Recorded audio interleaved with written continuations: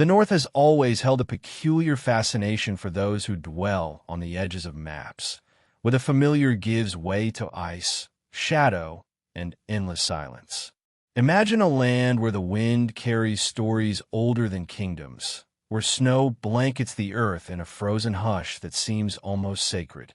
It is here, in these remote, wind-swept territories, that whispers of a hidden history take on a life of their own.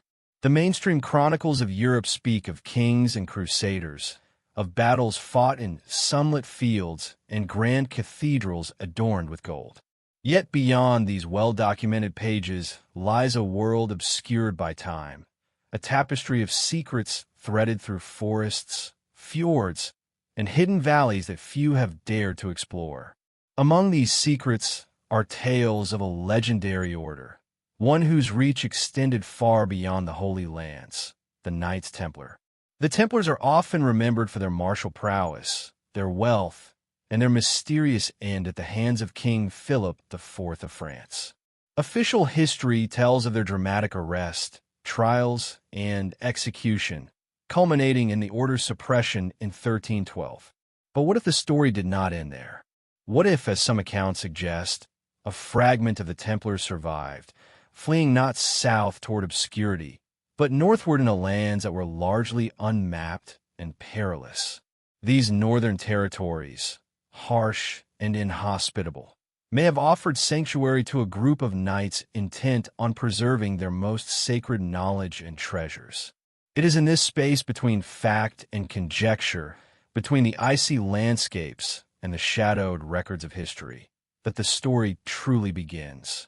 Envision a caravan of horsemen navigating dense, snow-laden forests or crossing frozen rivers that gleam under the pale northern sun. Picture their cloaks brushing against the frost, their breath rising in clouds, as they carry with them relics, manuscripts, and artifacts whose very existence could challenge the official story of European history. These knights would have known the dangers of isolation, of being cut off from familiar roads and cities, of facing not only the elements, but local populations unfamiliar with their mission. Yet it is precisely this isolation that would have allowed them to hide, to establish secret strongholds in the north where they could continue their work in silence, away from prying eyes. The idea of Templar movement into the north is not entirely without precedent. Medieval Europe was connected by networks of rivers, coastlines, and forest trails that facilitated not only commerce but clandestine travel. Stories from distant monasteries, coastal towns, and local legends speak of strangers arriving in strange lands, bringing with them knowledge that seemed alien and powerful. Some accounts hint at the construction of hidden sanctuaries and underground chambers, places designed to safeguard objects of great spiritual and historical significance. These are not merely castles or fortresses. They are vaults of memory, repositories of a past that the Templars may have considered too precious to be left in the open world. Beyond the physical journey lies a journey of ideas. The Templars were not merely warriors. They were keepers of arcane knowledge, alchemists of thought, and guardians of secrets that intertwine theology, philosophy, and the mystical. To imagine them in the north is to imagine a fusion of their disciplined, ritualized life with the stark, natural majesty of a landscape that demands respect. Perhaps it was here, among the fjords and frozen plains, that fragments of the Grail legend took on a different form, merging with local myths, altering as they pass from one generation to the next. These northern myths, often dismissed by mainstream historians as folklore, may in fact preserve echoes of the Templars' northern sojourn, hints of rituals, symbols, and knowledge passed in silence across centuries. The North, then, becomes a stage for both mystery and possibility. It is a place where the boundaries between history and legend blur, where the absence of records does not signify absence of truth, but rather the presence of concealment. It is a landscape perfectly suited to the narrative of fugitives, to knights seeking to protect that which could destabilize kingdoms and challenge accepted doctrine. In this sense, the story of the Templars in the North is not merely about survival. It is about the preservation of knowledge, about the delicate balance between revelation and secrecy. As we embark on this journey, the landscapes themselves almost narrate the tale. The long shadows of mountains, the glint of ice on still waters, the silence broken only by wind through ancient pines. These are the elements that have preserved the secrets of the North. They are both witness and accomplice, allowing some truths to endure while others remain tantalizingly out of reach. It is within this tension that the narrative finds its pulse, a rhythm that mirrors the heartbeat of those who walked these lands centuries ago, carrying with them the weight of a hidden mission and the hope that the Grail, in some form, might endure beyond the reach of time and tyranny. And so, as the snow continues to fall, covering the earth in quiet, crystalline layers, we begin to trace the journey of these Northern Templars, moving between history, legend, and the shadowed spaces where secrets dwell. The North holds many mysteries, and the Templar's story is etched into its frozen expanses, waiting to be uncovered, piece by piece, as we step into a world where the past is alive, where hidden knowledge whispers through the trees and the ice, and where every legend carries the possibility of truth. Long before whispers of northern expeditions and hidden Grail secrets, there was the birth of an order unlike any the medieval world had ever seen. The Knights Templar emerged in the early 12th century, in a time when the Holy Land was a crucible of faith, war, and politics. The First Crusade had carved out new territories, and Christian pilgrims traveling to Jerusalem faced bandits, deserts, and peril at every turn. In this context, a small band of knights vowed to protect the faithful, their lives dedicated to a blend of martial discipline and spiritual devotion. Their mission, ostensibly simple, would soon evolve into something far more complex, a network of power, knowledge, and influence that stretched across continents. These men were not mere soldiers. They were architects of strategy, guardians of sacred relics, and students of esoteric wisdom. Their training was rigorous, their lives regimented by vows of obedience, poverty, and chastity. Yet the Templars were more than their discipline. They were visionaries, observers of human nature and the hidden currents that shaped society. They understood that the world was larger than kingdoms and armies, and that knowledge, maps, manuscripts, coded messages, could be as powerful as the sharpest sword.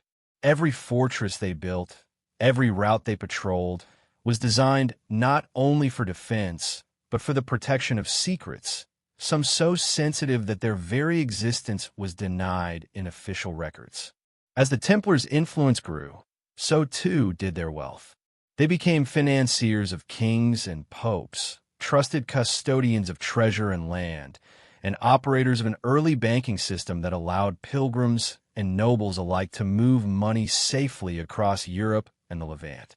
But this prosperity was a double-edged sword. Their riches and autonomy invited envy, suspicion, and fear. A brotherhood founded on sacred ideals was increasingly seen as a rival power, one capable of challenging monarchs and religious authorities alike. It is within this tension, between devotion and ambition, between secrecy and exposure, that the Templar story becomes infinitely more compelling. Yet the allure of their wealth and influence was inseparable from the mysteries they carried. The Templars were believed to possess relics of profound significance, fragments of the true cross, sacred texts, and perhaps most tantalizing of all, the Holy Grail. Some chronicles hint at coded manuscripts and hidden archives that contain knowledge not meant for the general public. These secrets, safeguarded with an almost ritualistic fervor, were both their shield and their weapon. The Templars understood that knowledge, once revealed to the uninitiated, could disrupt kingdoms, challenge churches, and upend the accepted order.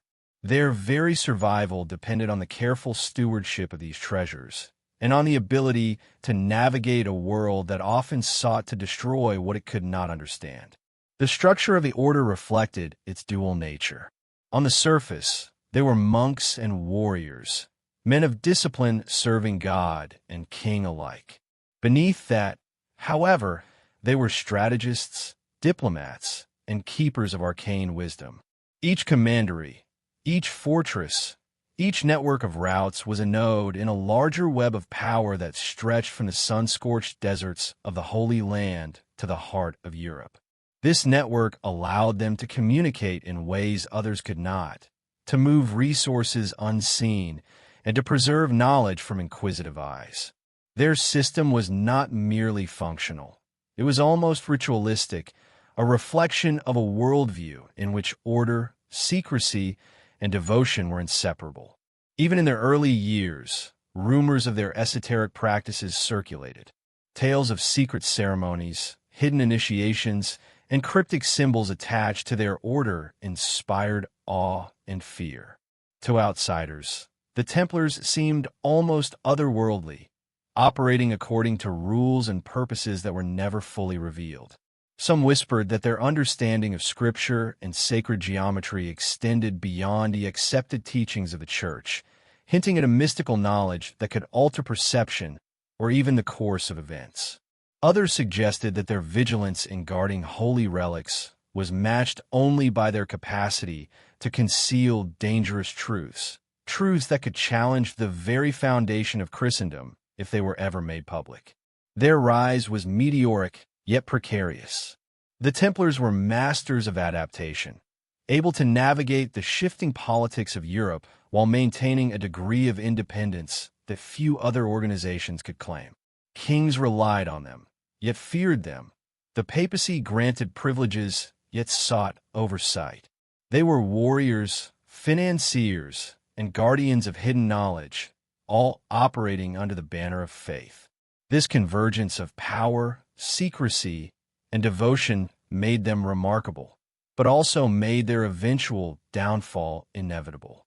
And yet, as we trace their early ascent, it is impossible not to imagine the choices that would define their legacy. What drove these men to protect secrets so fiercely? What visions of the sacred guided them across deserts and into the political arenas of Europe?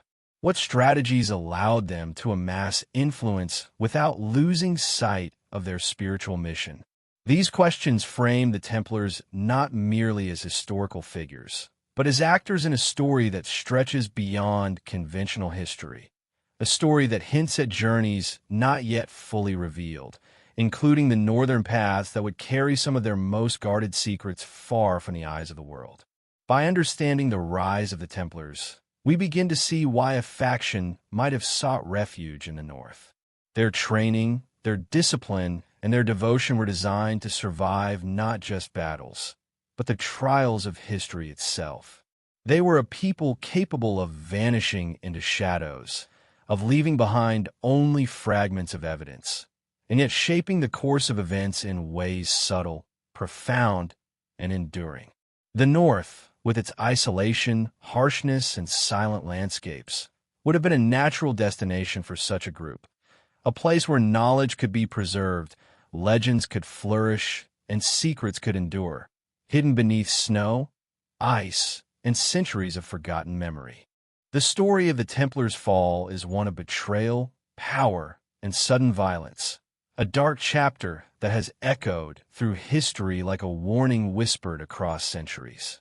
For decades, the Order had been a force of unparalleled influence. Their knights were feared on the battlefield, respected in courts, and revered in churches. They controlled vast estates, accumulated wealth that rivaled kings, and maintained a network of knowledge that gave them a presence far beyond their immediate reach. But such prominence often carries a hidden peril. When an organization becomes indispensable and untouchable, it also becomes a target.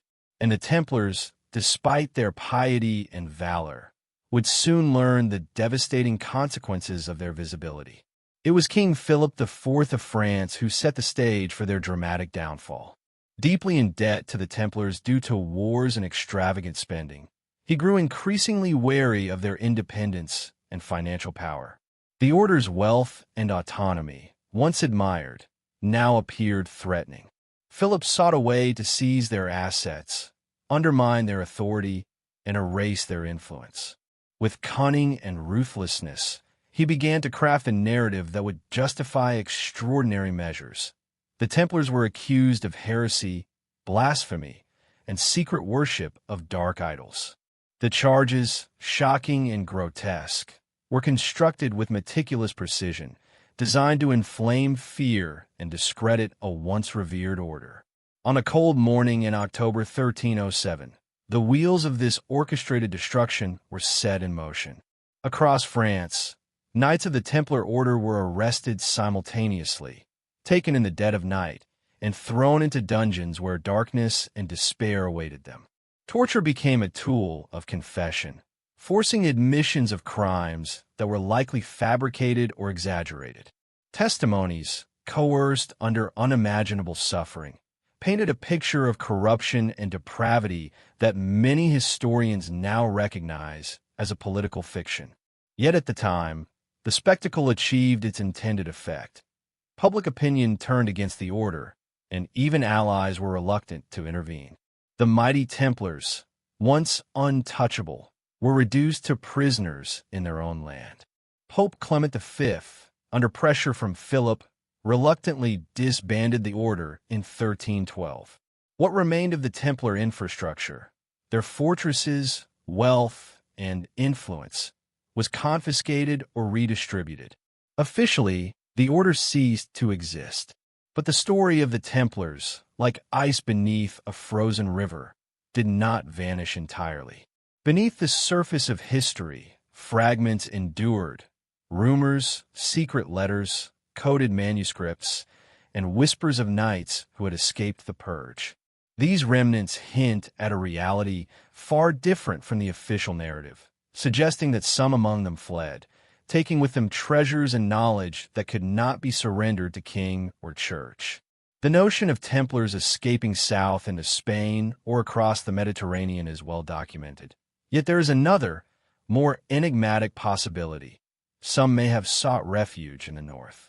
The landscapes of Scandinavia, Iceland, and the northern reaches of Britain offered isolation, concealment, and protection from the relentless pursuit of royal authorities. To travel there required extraordinary courage, navigational skill, and knowledge of geography. Yet it was precisely these challenges that would make the North a sanctuary. Far from the prying eyes of monarchs and inquisitors, a small faction of Templars could continue their work in secrecy, safeguarding the relics, manuscripts, and knowledge that they deemed too important to be lost. In contemplating this northern flight, one must also consider the psychological weight of the suppression. The Templars have been bound by oath and purpose for decades, their identity intertwined with service, faith, and secrecy. To witness the abrupt destruction of their order, to see comrades arrested, tortured, and executed, must have been a shattering experience. The survivors, carrying both grief and determination, were faced with a stark choice: vanish completely, leaving centuries of knowledge to decay, or seek refuge where the world's scrutiny was minimal. The North, with its inhospitable yet protective landscapes, offered hope of preservation, a chance to continue the mission that had defined their lives. Some legends speak of knights arriving in coastal villages under the cover of mist, their ships laden with gold, manuscripts, and sacred relics. Others hint at hidden monasteries and fortresses constructed far from trade routes, accessible only to those who knew the secret paths. In these remote regions, Templar ideals could survive, integrated with local customs and mythologies, often leaving traces that would later be dismissed as folklore or superstition. Symbols carved into stone, cryptic inscriptions in church architecture, and subterranean passages may all be remnants of this northern migration, testaments to an order refusing to vanish entirely. The suppression of the Templars also left a psychological legacy for the societies they touched.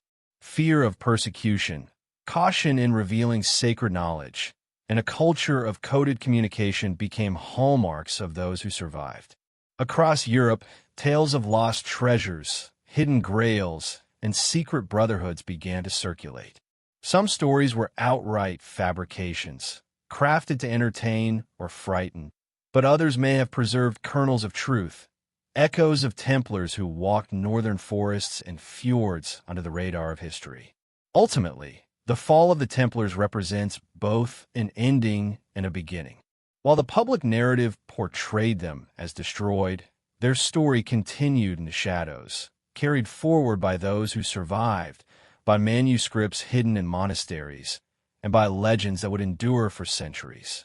The suppression was violent, dramatic, and seemingly conclusive, yet history itself hints that the order's influence extended far beyond the official records. To understand the Templars in the North, one must look beyond the surface of condemnation and loss and explore the pathways, choices, and resilience that allowed some to escape into regions where the cold, silence, and isolation became their shield, and secrecy became their legacy.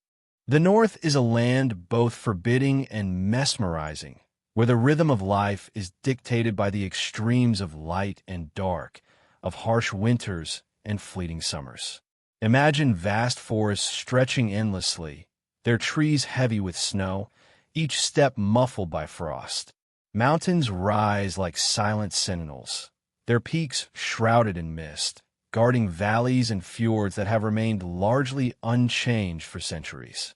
It is in this austere, isolated beauty that the Templars may have found a sanctuary, a place where the reach of kings and inquisitors could not penetrate. The landscape itself seems to conspire with secrecy, hiding paths, caves, and ruins beneath layers of ice and stone, as though nature herself were an accomplice in preserving the hidden legacy of those who fled the south.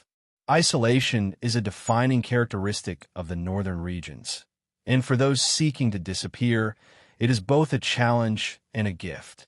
Travel is treacherous. Icy rivers, deep snow, and jagged terrain test even the hardiest of travelers. Yet these very obstacles create natural fortresses, places where small groups can exist unseen for decades, even centuries. Coastal fjords provide hidden harbors, while dense forests and remote valleys offer concealment for settlements or fortifications. A Templar seeking refuge would have understood the necessity of blending with the land, moving silently, and relying on both skill and local knowledge to survive. The North is not merely a backdrop for their flight. It is an active participant in their story, shaping the possibilities of concealment and preservation. The geography of the region also provides subtle advantages for those who are determined to remain hidden.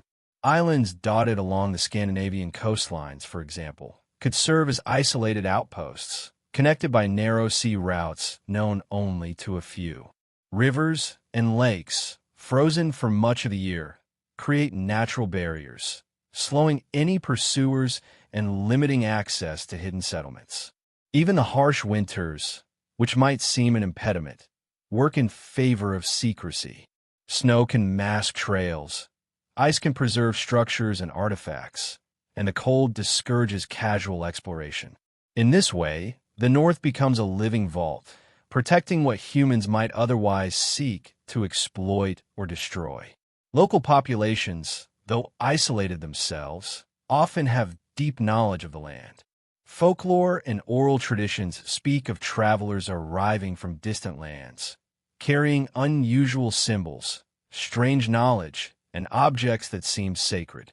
The Templars, adept at understanding human nature and blending into new environments, could have formed alliances with select communities, offering protection, knowledge, or assistance in exchange for discretion. Over time, these alliances would become a hidden web of support, ensuring that the Templars' presence could endure without attracting attention from outsiders. What seems like myth to us today may have been practical strategy, then survival through integration and secrecy. Beyond the physical landscape lies the psychological impact of isolation.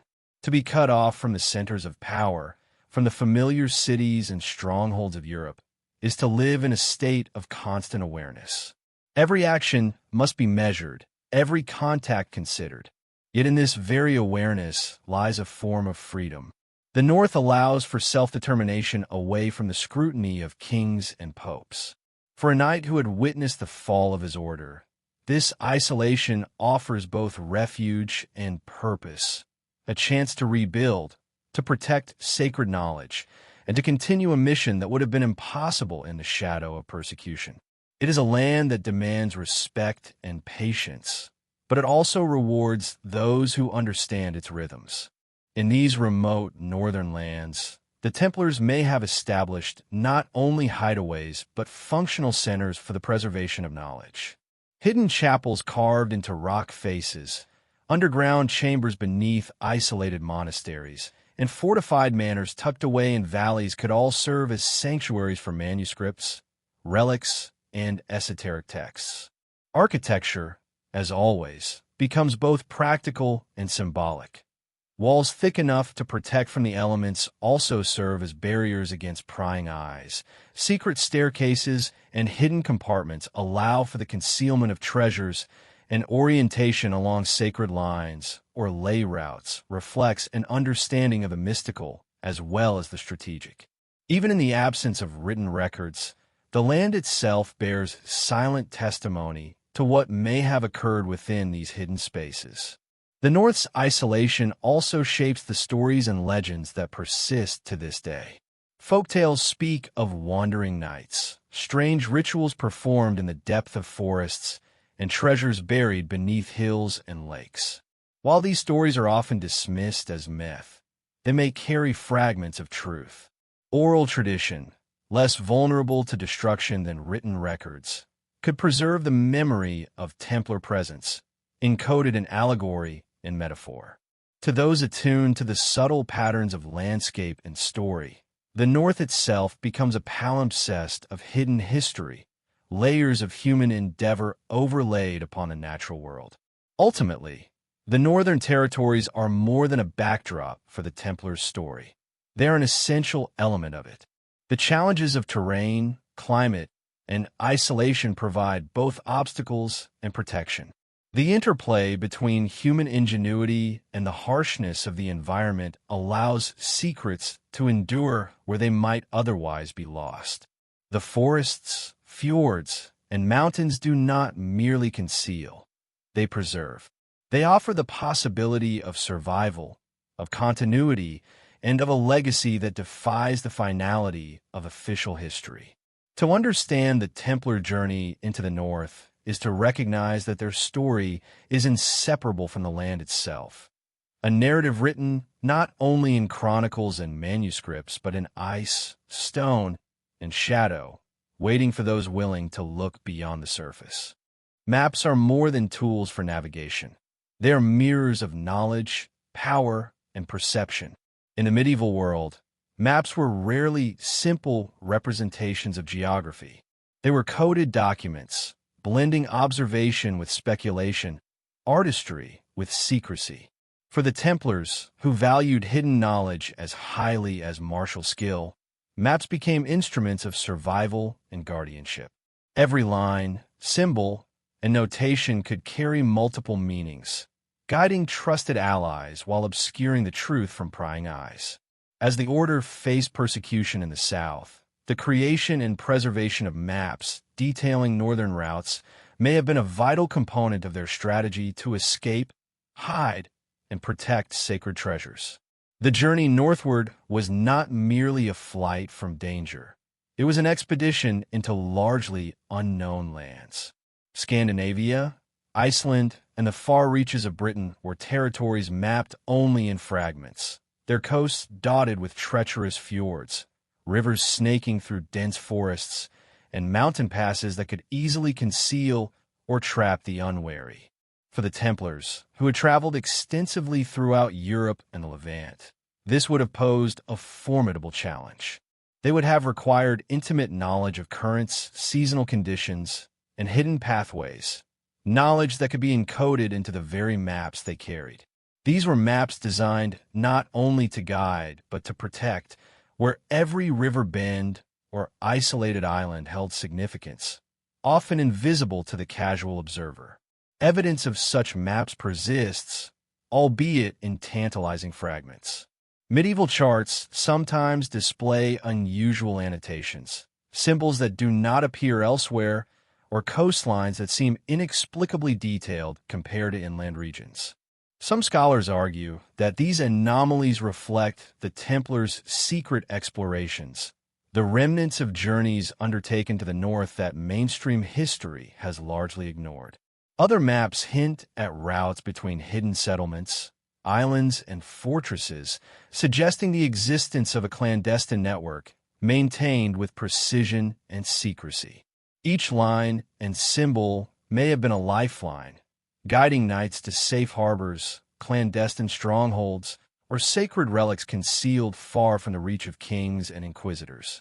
Sea travel was an essential part of these northern expeditions. The Templars, already adept at crossing the Mediterranean, would have been skilled in navigating the stormy northern seas. Yet these waters presented new challenges: shifting tides, unpredictable storms, and icy conditions that could quickly destroy an unprepared vessel. Coastal maps would have needed to encode more than geography. They would carry warnings, landmarks visible only at certain tides, and secret anchorage points known only to the initiated. In this way, maps became more than guides. They were protective talismans, translating knowledge of the natural world into a language only Templars could read. Even inland, the north offered opportunities for concealment and navigation. Dense forests, mountains, and frozen rivers could serve as both obstacles and shields.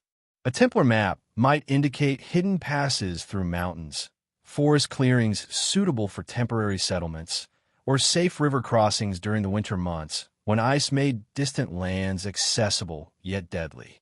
These routes, painstakingly recorded and preserved, would allow a small group to move undetected, carrying not just themselves, but also manuscripts, relics, and sacred objects whose loss could mean the end of centuries of accumulated knowledge.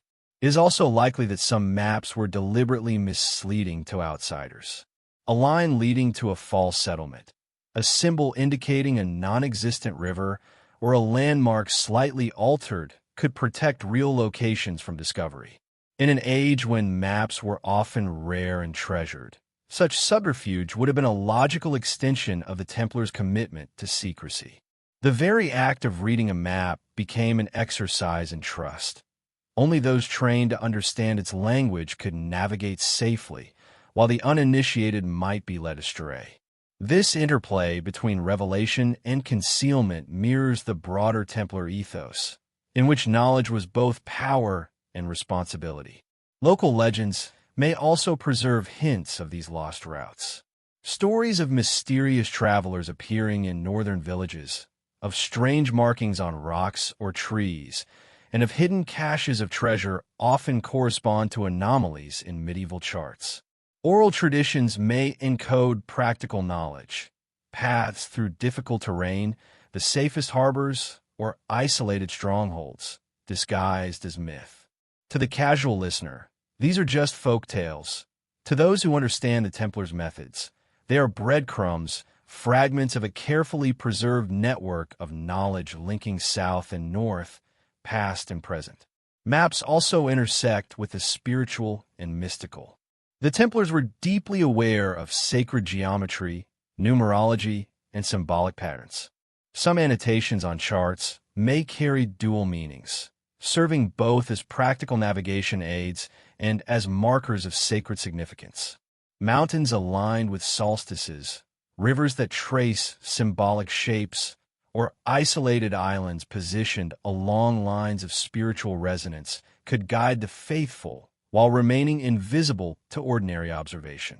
In this way, a journey north was not merely geographical.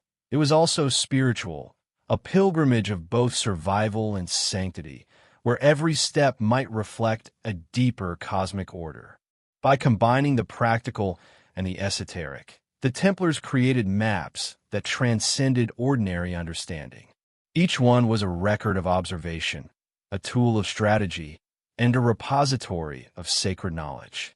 They allowed movement, preservation, and secrecy simultaneously, forming a latticework across northern lands that could protect not only people, but the very legacy of the order. Modern historians often dismiss these possibilities, attributing anomalies to errors or imagination. But the consistency of certain patterns, from coastal markings to hidden pathways, suggests something deliberate, intentional, and remarkable.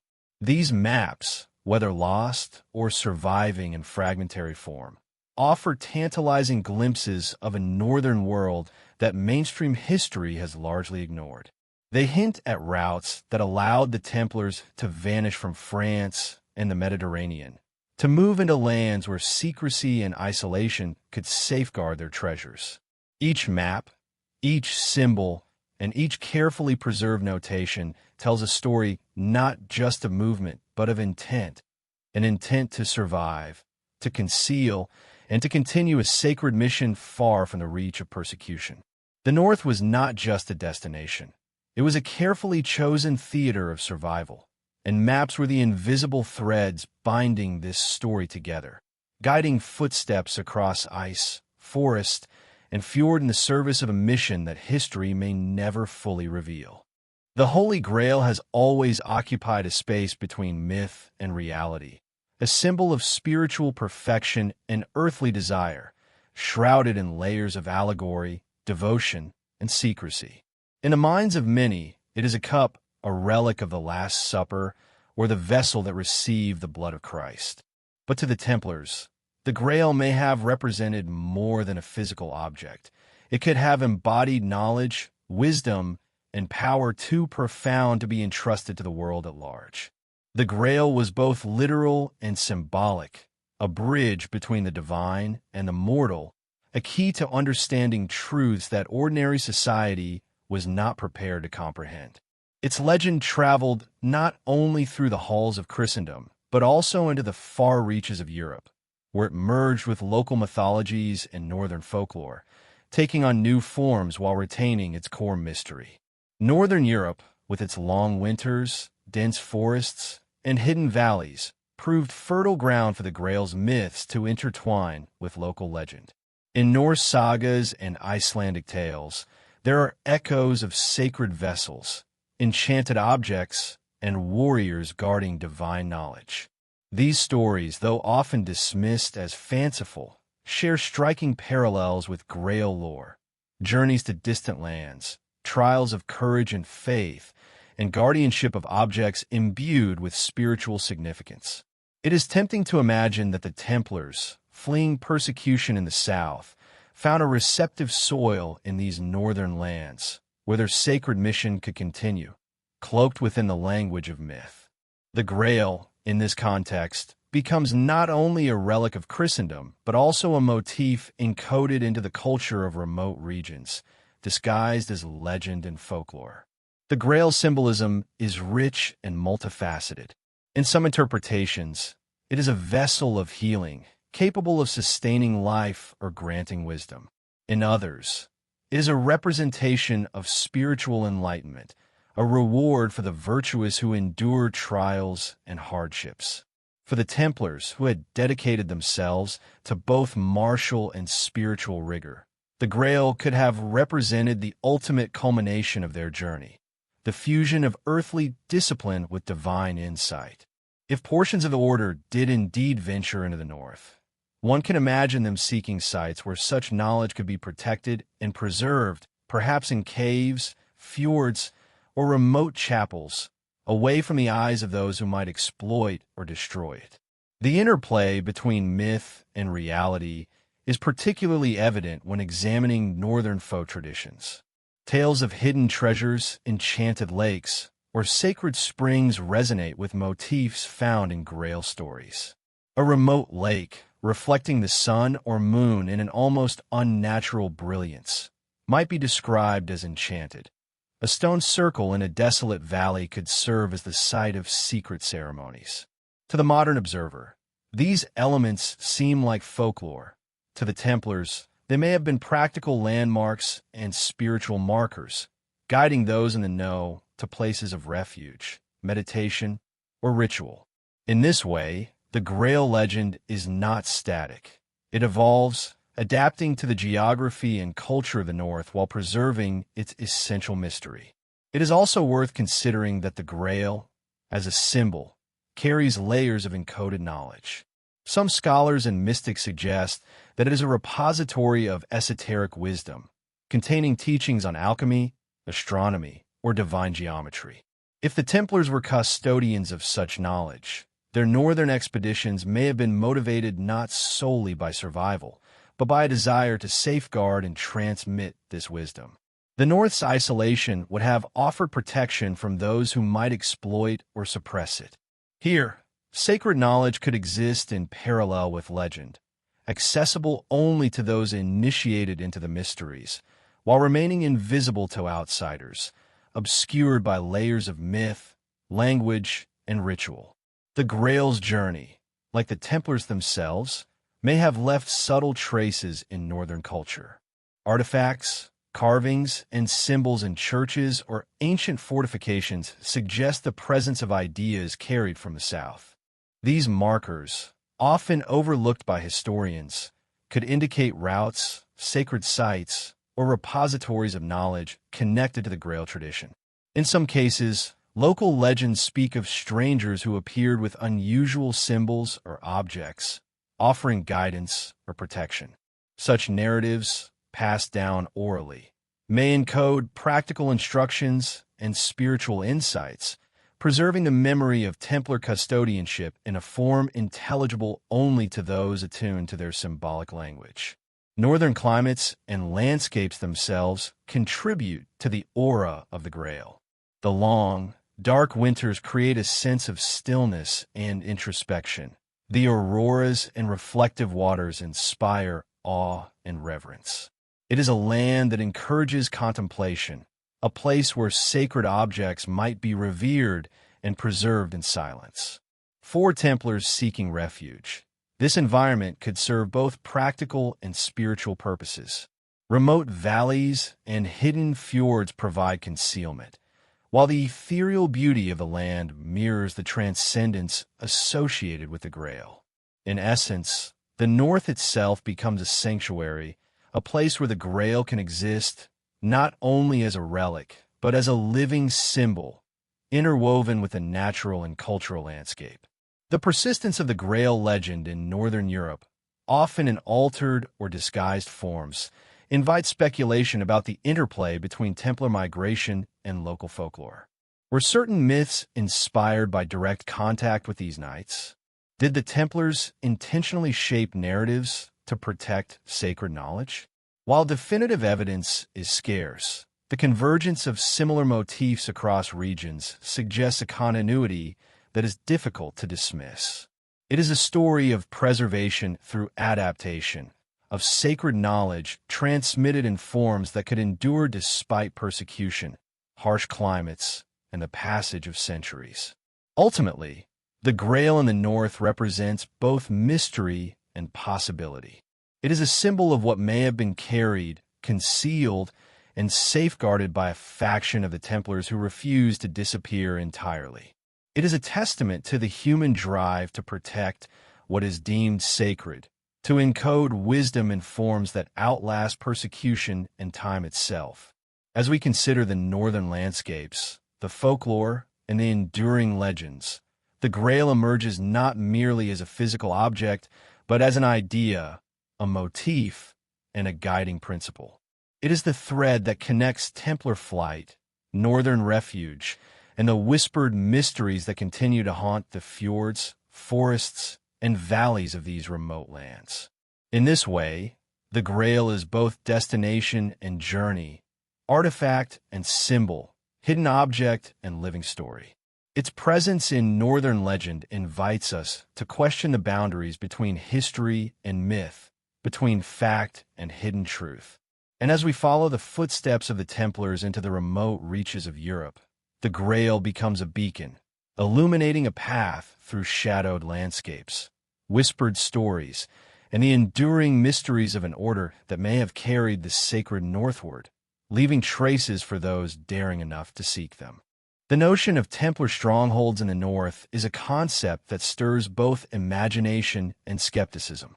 To consider that knights, exiled from France and the Mediterranean, could have established fortified refuges in the remote reaches of Scandinavia, Iceland, or northern Britain requires an understanding of both their resourcefulness and the peculiar advantages offered by the landscape. These were not castles in the traditional sense, grand structures designed for display or dominance, but carefully chosen sites optimized for concealment, defense, and the preservation of knowledge. They were places where secrecy was as important as stone walls, where every design choice served a dual purpose: protection against the elements and against inquisitive eyes. Some of these potential strongholds may have been integrated with natural formations, carved into cliffs, hidden within fjords, or beneath dense forest canopies.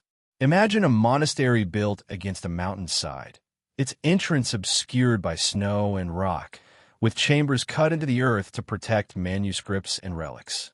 The architecture of such places would have been subtle, often blending seamlessly into the environment, so that from a distance they appeared as nothing more than ordinary terrain. The Templars' engineering expertise, honed in the Mediterranean, allowed them to adapt to these northern environments, creating fortifications that could withstand both human pursuit and the harshness of climate. Archaeological hints of such strongholds exist, though evidence is often fragmentary and open to interpretation.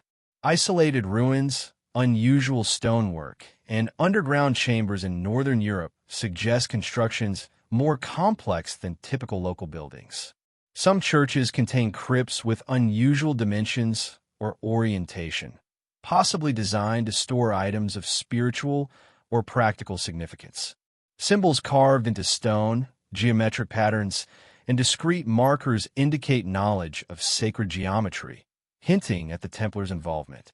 While mainstream historians may attribute these features to coincidence or later modifications, the convergence of architectural sophistication, strategic location, and symbolic detail invites speculation about the presence of a hidden, highly organized order.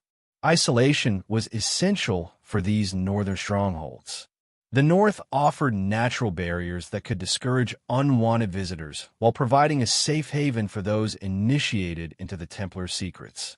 Fjords, rivers, and mountains created choke points that could be monitored easily, allowing a small group to control access with minimal resources. Dense forests provided cover for travel and concealment, while frozen landscapes could deter pursuit during the long winters. In this way, the environment itself became a partner in the creation of secure spaces.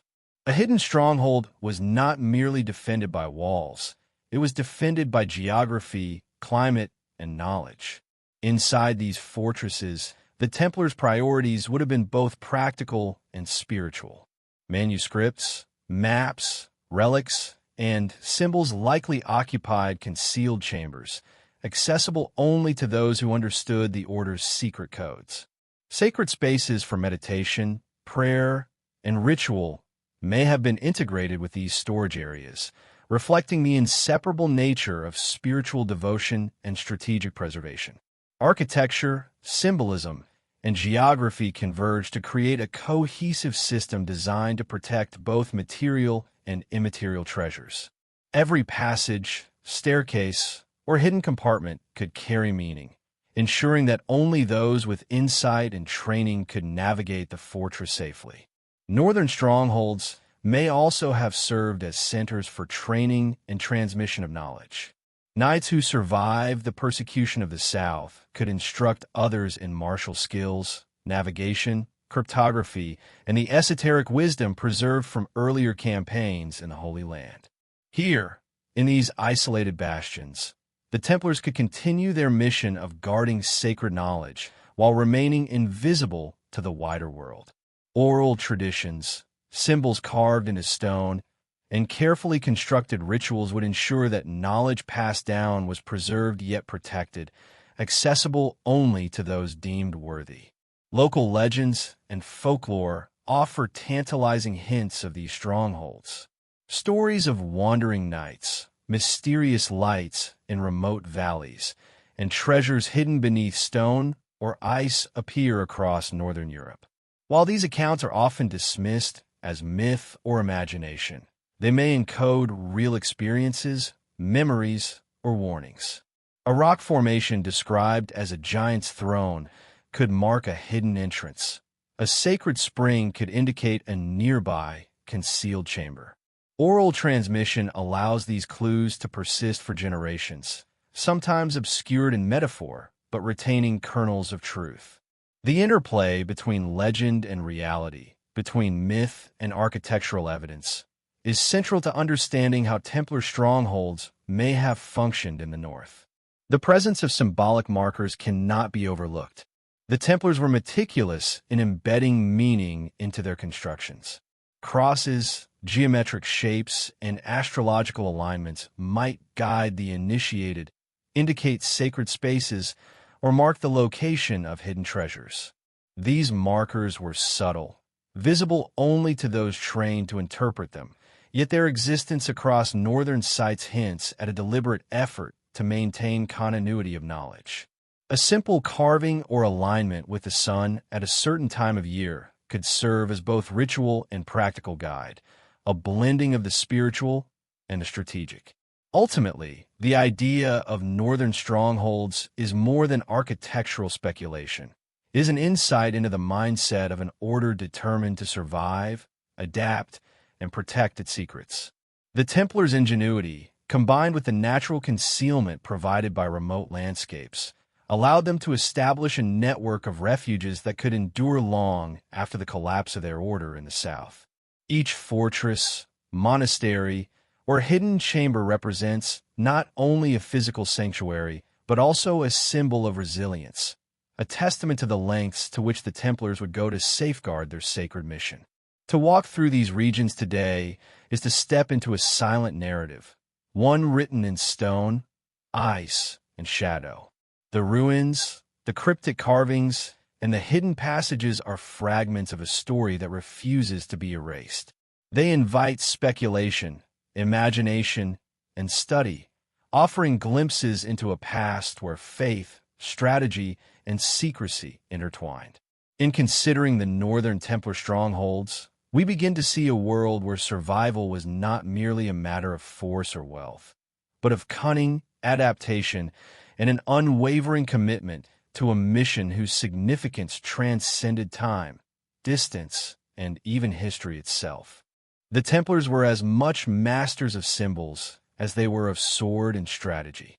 Their secret knowledge was often encoded in sigils, cryptic markings, and rituals, each carrying layers of meaning accessible only to the initiated. To the casual observer, these symbols might appear decorative, mundane, or even incomprehensible. Yet to those who understood their language, they were maps of knowledge, markers of sacred sites, and guides for action. In northern Europe, where some Templars may have fled after the Order's violent suppression, these symbols could have been instrumental in communicating across distances, preserving secrets, and marking spaces where relics or manuscripts were hidden. Symbols act as both protection and revelation. By embedding meaning into stone, wood, or manuscripts, the Templars created a system in which knowledge could survive even if its custodians were scattered or destroyed. Crosses, geometric designs, and encoded letters often appear in unexpected places. In the masonry of remote churches, carved into rocks along rivers, or etched onto the walls of isolated crypts. Each placement was deliberate, designed to convey a message to those trained to read it while remaining invisible or meaningless to the uninitiated. In this sense, Templar symbols in the North were part of a larger network of communication, a silent language linking refuges, safe passages, and repositories of sacred knowledge. Some of these markings may also correspond to natural or astronomical features, reflecting a profound understanding of the landscape and cosmos. Alignments with solstices, equinoxes, or prominent celestial bodies could guide rituals, indicate hidden entrances, or mark sites of spiritual significance. In regions where the Templars might have been isolated for decades, this blending of natural observation and encoded knowledge would have been essential. A symbol carved into stone could point not just to a physical location, but to a precise time when certain conditions would reveal a hidden chamber or when light would illuminate a sacred object. It is a subtle but powerful intersection of practicality, ritual, and secrecy. Beyond the purely physical, Templar symbols were also a medium of memory. In the absence of widespread literacy, they allowed the preservation and transmission of knowledge across generations. A carved motif, a particular arrangement of shapes, or a recurring sigil could encode instructions, warnings, or doctrinal lessons. In Northern Europe, where surviving Templar factions may have lived in isolation, these symbols could serve as both a mnemonic device and a protective code, ensuring that the spiritual and practical wisdom of the order could endure even when written records were destroyed or inaccessible. Folklore and legend often preserve echoes of these symbols, albeit in distorted or allegorical forms. Stories of hidden crosses, enchanted stones, or mysterious carvings on cliffs and church walls might reflect real practices, reinterpreted through centuries of oral tradition. Some carvings correspond to geometric patterns and sequences that seem too precise to be coincidental, suggesting deliberate Templar involvement. Whether they are part of sacred sites, safe houses, or hidden sanctuaries, these symbols form a network of meaning that connects the remote northern landscapes with the broader mission of the Templar Order. The interplay between secrecy and revelation is a central theme in understanding Templar symbolism. Each mark could convey multiple layers of information, readable only by those with sufficient knowledge and training. A simple design might indicate the presence of a hidden chamber, a route to a safe harbor, or the location of sacred manuscripts. Another might encode moral or spiritual teachings, reflecting the Templars' dual focus on martial and mystical disciplines. In this way, symbols become a form of language, a communication system operating across space and time, capable of surviving persecution, climate, and centuries of obscurity.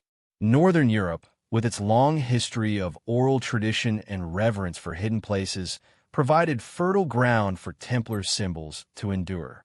Remote valleys, cliffside monasteries, and isolated chapels could all serve as canvases for secret communication.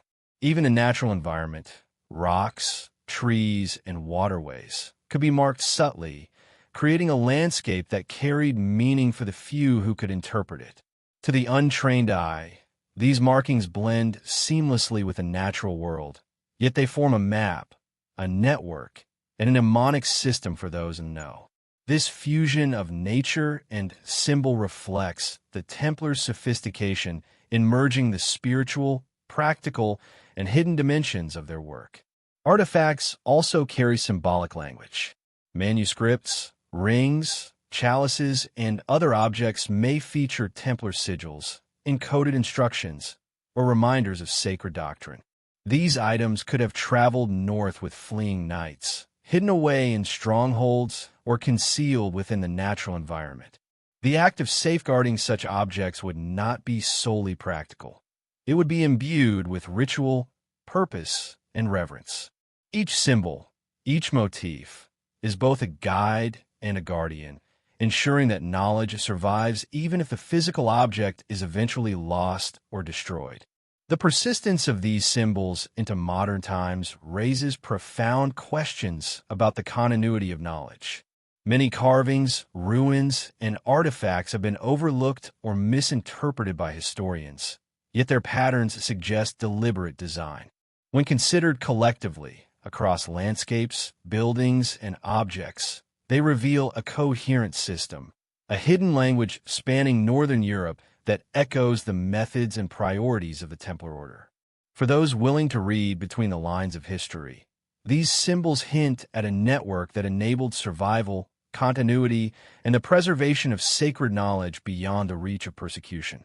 Ultimately, Templar symbols in the North are not merely decorative. They are functional, mnemonic, and deeply meaningful. They encode history, preserve knowledge, and create a subtle, invisible network across landscapes otherwise silent to the uninitiated. In this sense, the North itself becomes a living archive, its forests, fjords, and mountains inscribed with meaning, layered with human intention and spiritual significance. To study these symbols is to glimpse the invisible threads connecting distant refuges, hidden treasures, and the enduring mission of an order that refused to vanish entirely. In following these signs, one begins to understand the complexity of the Templars' northern presence. It was a presence defined not by grand castles or armies, but by subtlety, knowledge, and the deliberate placement of meaning in the world. Every mark, every carved shape, every hidden motif is a testament to resilience, foresight, and the unyielding commitment to a mission that transcended both geography and time. The North, in turn, becomes more than a destination. It is a repository, a guardian, and a stage upon which the silent, enduring drama of the Templars continues to unfold, hidden yet ever-present, waiting to be rediscovered by those who know how to look. The story of the Templars in the North is not merely written in stone or hidden in crumbling castles. It is whispered through the fragile pages of manuscripts that survived centuries of fire, war, and suppression. These prophetic texts, scattered across monastic libraries, private collections, and forgotten archives, hint at a knowledge so profound that authorities long sought to destroy or conceal it. The very existence of these manuscripts suggests that the Templars were more than warriors. They were custodians of secrets, guardians of wisdom that could shift the balance of power in Europe. Each page seems to pulse with a silent urgency, a call to those willing to read between the lines and follow the trail into the shadowy North. Many of these texts are cryptic, blending allegory with precise observation. Some are written in ciphers that defy ordinary interpretation, using numbering systems, coded letters, or geometric patterns. Others are cloaked in allegorical narratives, recounting journeys, visions, or parables that seem fantastical until cross-referenced with historical events. Scholars who attempt to decode them often speak in hushed tones of hidden maps and predictive sequences, hints that the Templars' knowledge extended far beyond the battlefield and into the realms of prophecy, geography, and even astronomy. The writings suggest a deliberate layering. Truths for the learned, riddles for the uninitiated, and dangers for the curious who dare approach too closely. Among the most intriguing of these manuscripts are those that seem to predict events with uncanny accuracy. Some refer to the rise and fall of kingdoms, the shifting of dynasties, and cataclysmic occurrences that align eerily with recorded history.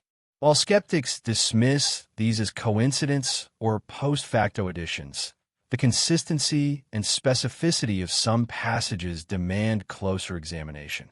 Lines that describe hidden treasuries, northern strongholds, or sacred relics have led researchers to consider that the Templars not only foresaw their own persecution, but also planned contingencies, precisely where to hide what they could not carry into exile.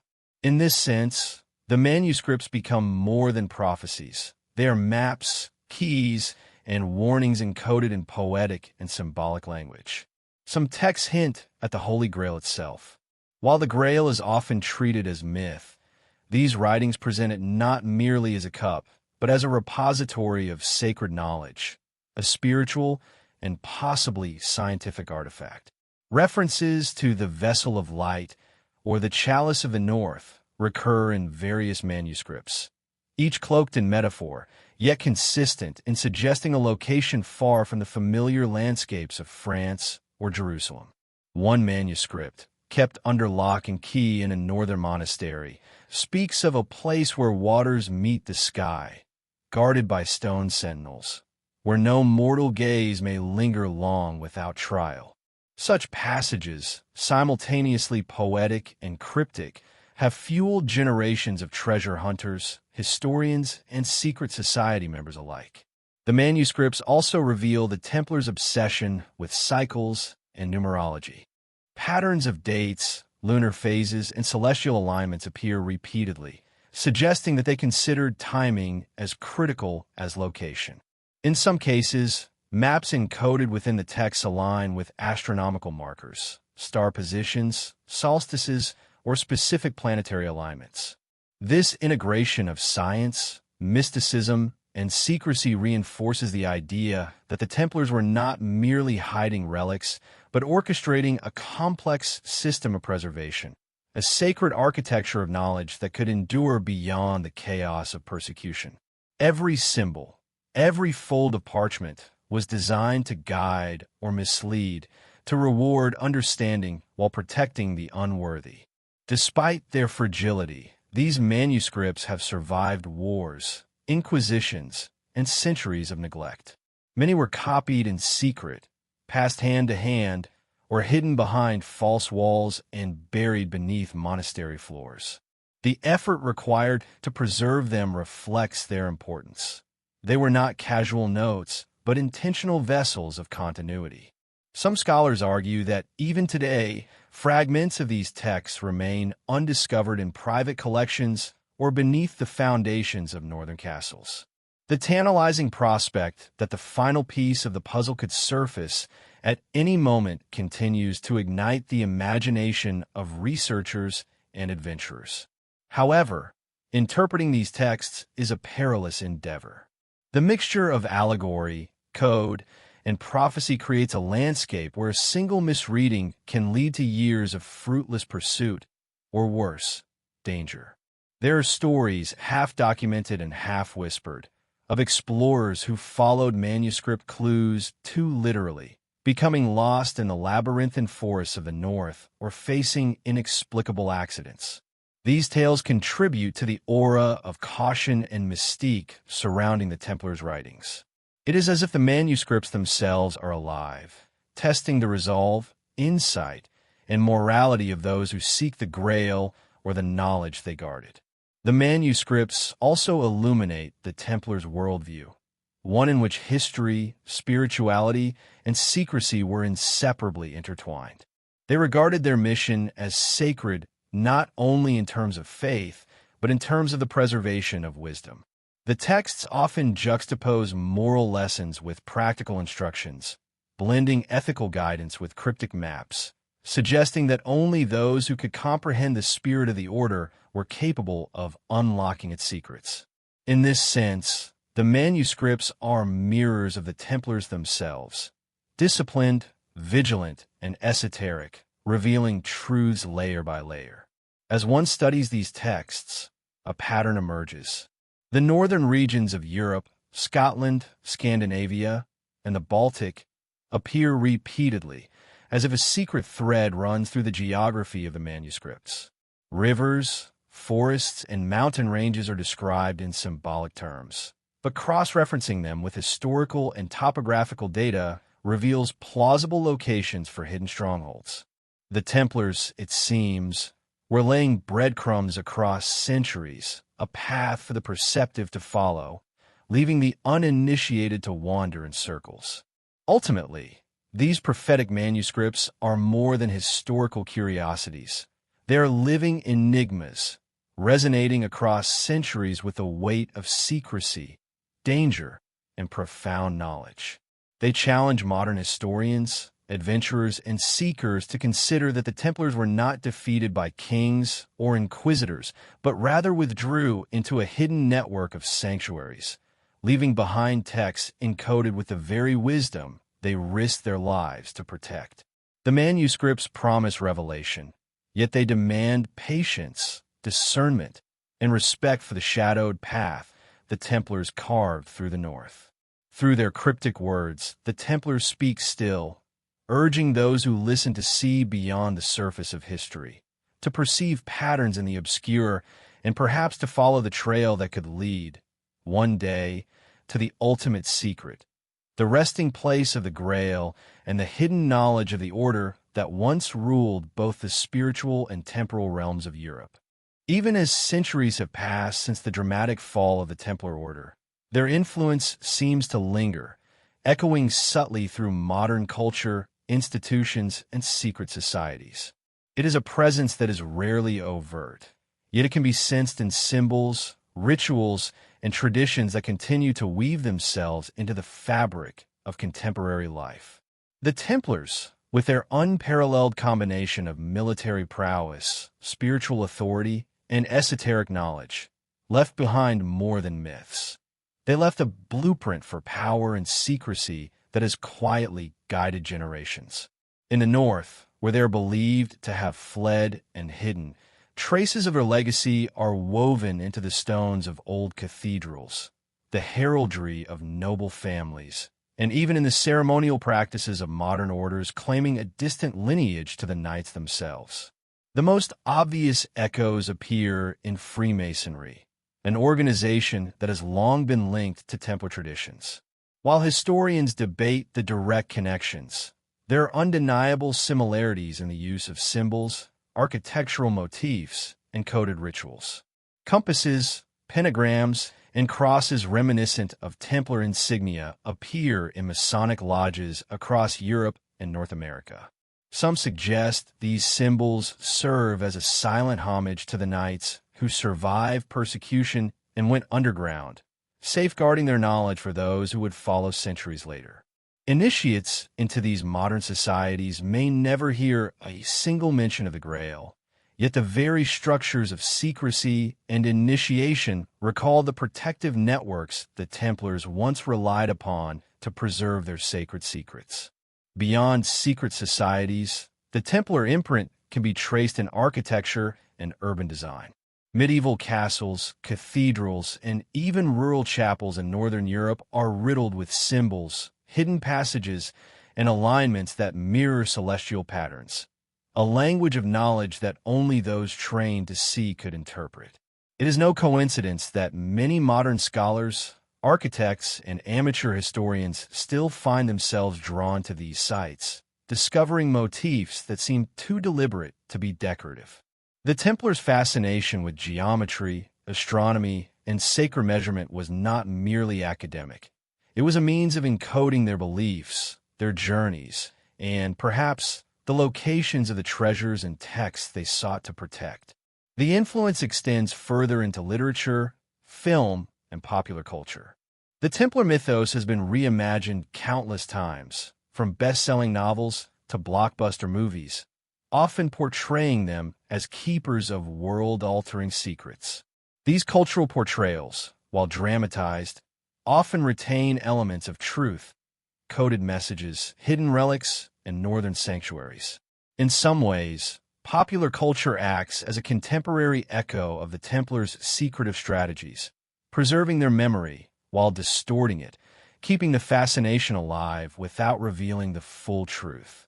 It is as if the knights themselves understood the power of narrative and foresaw a world where storytelling would carry fragments of their secrets across centuries.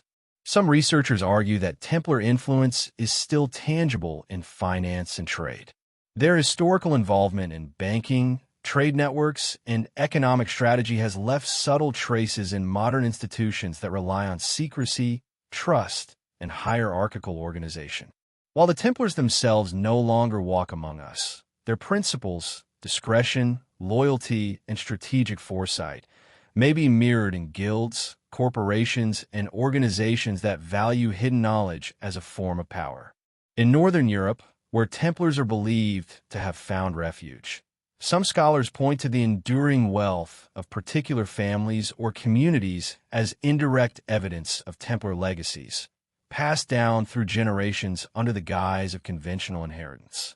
Even the mystical side of the Templar legacy survives, often in the form of local folklore, rituals, and sacred practices. Northern villages recount tales of strange ceremonies in long-abandoned chapels, of secretive gatherings in forests aligned with solstices, or of mysterious symbols appearing on stonework at precisely measured intervals. While many dismiss these stories as legend, the patterns are too consistent across regions to ignore. They suggest that Templar-inspired traditions may have been assimilated into local culture, hidden in plain sight, and continuing to influence collective memory. These echoes offer a tantalizing glimpse of a knowledge preserved not in text alone, but in the living landscape and consciousness of communities. Some modern seekers take this influence seriously, attempting to trace Templar secrets in contemporary practice. Explorers, historians, and esoteric enthusiasts follow subtle clues embedded in Northern architecture, heraldry, and ritual, guided by patterns that stretch back to the medieval knights. They approach each discovery cautiously, aware that what is uncovered may be partial, misleading, or deliberately obscured. The process mirrors the Templars' own meticulous preservation of knowledge, careful, encoded, and layered, ensuring that only those capable of discernment might glimpse the full picture. Perhaps the most intriguing aspect of these modern echoes is the way they blur the line between myth and reality. The Templars were masters of narrative as well as strategy. They understood that stories could conceal as effectively as stone vaults. Today, we are left with a world that carries fragments of their influence, prompting questions about the reach of their knowledge and the endurance of their intentions. The Northern territories, once refuges for fleeing knights, remain a living archive, preserving echoes of an order that once sought to protect a power so great it could not survive in plain sight. Ultimately, the Templars' modern echoes are reminders that history is rarely as straightforward as textbooks claim. Beneath the surface of contemporary Europe lies a web of influence, rituals, and symbols that may have begun centuries ago with an order of knights dedicated not only to faith but to secrecy, knowledge, and survival. These traces serve both as proof of the Templars' ingenuity and as an invitation for those willing to read between the lines. The North is more than a geographic region. It is a living repository of a legacy that continues to ripple through time. Through these echoes, the Templars whisper still. Their story is not confined to history. It is alive in the architecture, organizations, and narratives that surround us. Modern society may walk unaware of the subtle guidance left behind, yet every symbol, every ritual, every encoded lesson is a reminder that the Templar Order never truly vanished. They remain, in some form, guardians of knowledge that continues to challenge, intrigue, and inspire. Beneath the rolling hills, dense forests, and windswept coastlines of Northern Europe lie remnants of a forgotten past, remnants that may hold the key to understanding the Templars' Northern Odyssey. Archaeology, often considered a pursuit of purely scientific inquiry, takes on a different character when applied to the legacy of the Templars. Here, each stone, each carved emblem, and each buried foundation is more than a historical artifact. It is a cipher, a possible clue left by an order obsessed with secrecy, survival, and the preservation of sacred knowledge. Across Scotland, Scandinavia, and the Baltic states, traces of the Templars' presence persist, hidden in plain sight, yet waiting for the patient, discerning eye to reveal their significance. One of the most compelling aspects of Northern archaeology is the abundance of sites that seem unusual or out of place in their local context. In Scotland, for instance, certain remote castles feature design elements and fortifications that are inconsistent with native architectural traditions.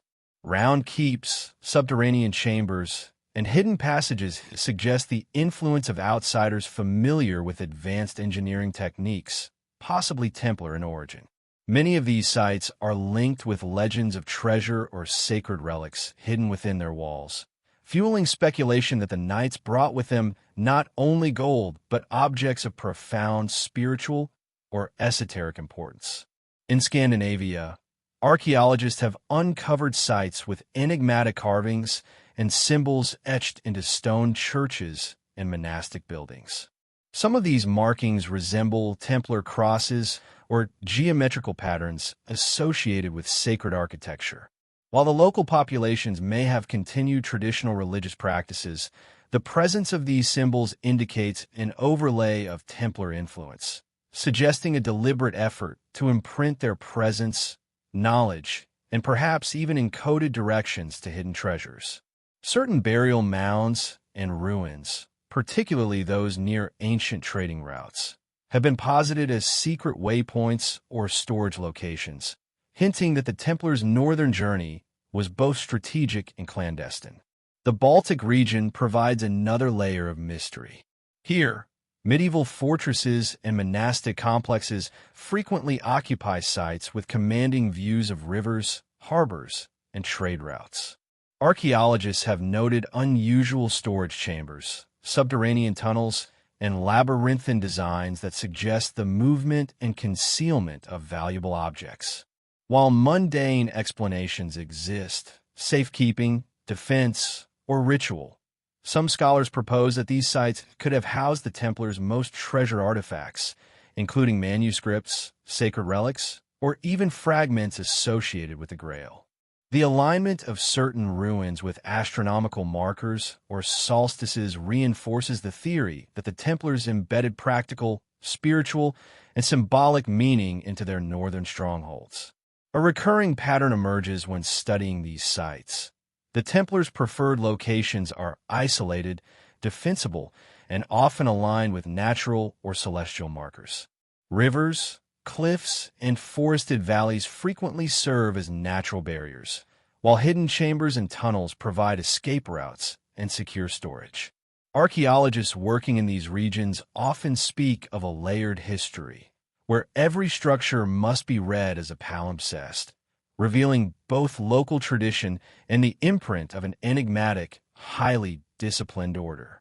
Even minor discoveries, an anomalous stone, a carved glyph, or an underground passage, can alter interpretations, suggesting the presence of a sophisticated network of Templar refuges across the north.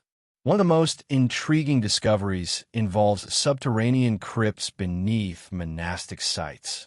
These crypts, often forgotten or deliberately sealed, contain small caches of medieval artifacts, coins, ceremonial objects, and remnants of manuscripts. The design of some crypts, spiral staircases, concealed chambers, and cleverly disguised entrances suggest that they were not meant for casual use. Instead, they were carefully constructed to preserve knowledge or treasure, accessible only to those familiar with the Order's codes. Archaeologists have speculated that these underground networks were part of a larger, coordinated strategy to safeguard the Templars' most valuable possessions during their northern migration. Excavations have also revealed symbolic motifs carved into stonework, often in places invisible from ordinary viewpoints. Crosses, geometrical shapes, and abstract designs appear in churches, castles, and even bridges, seemingly insignificant until analyzed in the context of Templar symbology. Some researchers suggest that these carvings functioned as markers, guiding initiates to hidden locations or warning intruders away from sacred sites. In certain cases, alignments with cardinal directions or celestial events, such as solstices or equinoxes, reinforce the idea that these were not decorative embellishments, but intentional signals encoded with layers of meaning. Modern technology has begun to augment these archaeological investigations. Ground-penetrating radar, LiDAR scanning, and aerial surveys have unveiled structures long buried beneath soil and vegetation. In forests of northern Europe, hidden foundations of buildings, tunnels, and defensive walls have been mapped for the first time, revealing patterns consistent with historical accounts of Templar settlements. Some of these sites, remote and largely untouched, suggest the presence of a deliberate network designed to maintain secrecy while facilitating movement and communication across vast northern territories. Yet the act of discovery is as much about interpretation as excavation. Many artifacts and ruins resist easy categorization, creating tension between mainstream history and the tantalizing possibility of Templar involvement. Coins, pottery, or inscriptions might appear ordinary until their context, placement, or alignment reveals intentionality. This ambiguity has given rise to debates among historians, archaeologists, and enthusiasts.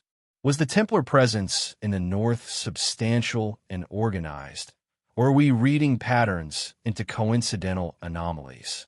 The answer may never be fully resolved, but the accumulation of evidence, from isolated carvings to subterranean chambers, paints a picture of a deliberate, secretive, and highly strategic migration. Even small villages hold traces of this hidden history. Local legends recount tunnels beneath churches, unexplained crypts, and objects discovered by farmers in fields that date back centuries. These oral histories, when combined with modern archaeological methods, often provide corroboration for otherwise inexplicable findings.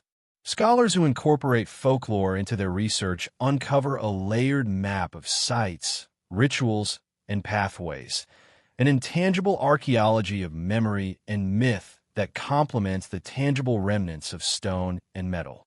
Ultimately, the northern landscapes themselves act as living archives of the Templars' survival strategy. Every hill, river bend, and forested glade holds the potential to conceal evidence of an order dedicated not merely to warfare, but to secrecy, spirituality, and the protection of sacred knowledge. Archaeology, in this context, is not simply about cataloging artifacts. It is an investigative journey into the strategies, intentions, and mystical worldview of an order whose influence extends far beyond their violent suppression in France. Through careful excavation, patient observation, and the integration of historical texts, maps, and modern technology, archaeologists continue to reveal the shadows of Templar activity across Northern Europe. Each discovery, no matter how small, builds a larger mosaic of understanding, suggesting a network of hidden sites that may have safeguarded some of the most powerful relics and knowledge in medieval Christendom. These sites, silent and unassuming to the casual observer, carry echoes of an order that mastered the art of concealment, leaving behind a trail that continues to beckon seekers, historians, and adventurers alike. In the North, the Templar story is written not only in manuscripts or chronicles, but in the earth itself. The ruins, crypts, and symbols awaiting discovery are more than remnants. They are a message across centuries, a reminder that the Knights' journey did not end in persecution, but continued in secret, etched into the very landscape that now invites us to uncover their hidden legacy. The story of the Templars in the North is not only one of secret journeys and hidden treasures. It is also a story of deliberate erasure, suppression, and controversy. From a moment Philip IV of France orchestrated the dramatic downfall of the order in 1307, the Templars became both a target and a threat, not merely because of their wealth, but because of what they represented, an accumulation of knowledge and influence that could not easily be controlled. Historians, clerics, and political leaders quickly moved to dismantle their networks, seize their assets, and destroy their records. Yet in the North, where the order may have escaped and established hidden strongholds, the echoes of these efforts are still visible, creating a complex tapestry of concealment and cover-up that challenges modern understanding. Many of the documents that could illuminate the Templars' northern journeys were deliberately destroyed or hidden. Chronicles, letters, and financial records that might have traced their movement were seized, burned, or locked away in royal archives. Those who attempted to preserve these materials often did so in secrecy, leaving cryptic references in manuscripts that survived only in fragmentary form. The result is a historical narrative marked by gaps, contradictions, and silences, a narrative carefully shaped by the victors of the time, who sought to erase the evidence of the order's continued existence and influence. The controversy deepens when considering the involvement of the Church. While the Vatican officially condemned the Templars as heretics, many scholars argue that the evidence was flimsy, fabricated, or exaggerated. The accusations of blasphemy, secret rituals, and corruption serve political ends rather than reflecting truth. In the North, it is likely that fleeing knights were able to exploit these divisions, finding refuge in regions less directly under papal or royal scrutiny. Yet the Church's condemnation had a long-lasting effect. Any surviving Templar activity, relics, or knowledge could be discredited, hidden, or interpreted as myth, feeding a deliberate narrative that the order had vanished entirely. Political interests played a crucial role as well. Kings, nobles, and merchants who coveted Templar wealth had every incentive to ensure that records, treasures, and symbols of the order were concealed or misrepresented. Stories of Templar treasures in remote northern castles or hidden crypts were often dismissed as legend, not because they were impossible, but because acknowledging them threatened the economic and political status quo. Over the centuries, this created a culture in which truth, speculation, and myth became intertwined, producing both fascination and frustration for historians and seekers alike. Even within academia, controversies persist. Mainstream historians often reject claims of Templar survival in the North, citing a lack of definitive evidence. Yet alternative researchers point to a growing collection of archaeological findings, manuscript fragments, and symbolic markers that suggest a carefully concealed presence. The tension between these perspectives fuels ongoing debate. Are the surviving clues coincidental, or are they deliberate signs left by an order skilled in secrecy? The controversy itself becomes part of the story, highlighting the challenge of discerning fact from orchestrated fiction across centuries. Suppression of knowledge was not limited to medieval times.